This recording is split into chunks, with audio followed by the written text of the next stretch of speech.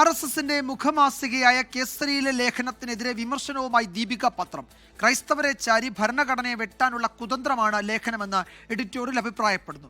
ക്രൈസ്തവരുടെ തൊഴിൽ കയ്യിരുന്ന BJPയുടെ മറുകൈ എവിടെയാണെന്ന് നോക്കണം എന്നും എഡിറ്റോറിയലിൽ വിമർശനമുണ്ട്.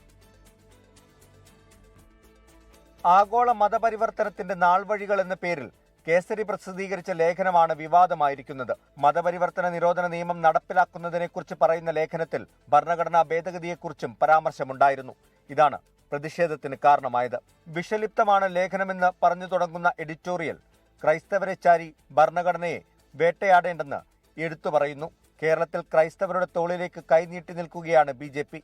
മറുകൈ എവിടെയാണെന്ന് മനസ്സിലാക്കാത്തവർക്കും മനസ്സിലായെന്ന് നടിക്കുന്ന ഇടനിലക്കാർക്കും മതരാഷ്ട്ര മനുസ്മൃതി സ്വപ്നങ്ങൾ തുടരാമെന്നും ലേഖനത്തിൽ പറയുന്നുണ്ട്. കർവാപ്പസിക്കാരുടെ മതപരിവർത്തന നിരോധന ബില്ലുകളുടെ ഭരണഘടനാ വിരുദ്ധത ചോദ്യം ചെയ്യപ്പെടണം. ഭരണഘടനയെ നോക്കുകുത്തിയാക്കിയാണ് ഈ സംസ്ഥാനങ്ങൾ മതപരിവർത്തന ബില്ലുകൾ ചുട്ടെടുക്കുന്നതെന്നും വിമർശനമുണ്ട്. ഛത്തീസ്ഗഡ് വിഷയത്തിൽ ക്രൈസ്തവ സഭകളുമായുണ്ടായ അകലം കുറയ്ക്കാൻ BJP ശ്രമങ്ങൾ ആരംഭിച്ചതിനിടയിലാണ് കേസരി ലേഖനം വിവാദമായിരിക്കുന്നത്. 24 കോട്ടയം. ലോകത്തെവിടെയായാലും ഏത് സമയത്തും 24 വാർത്തകളും ഓഗ്മെന്റഡ് റിയാലിറ്റി പാക്കേജുകളും എക്സ്പ്ലെയിനറുകളും വിശദമായി കാണാൻ ഞങ്ങളുടെ YouTube ചാനൽ നിങ്ങൾക്ക് സബ്സ്ക്രൈബ് ചെയ്യാം.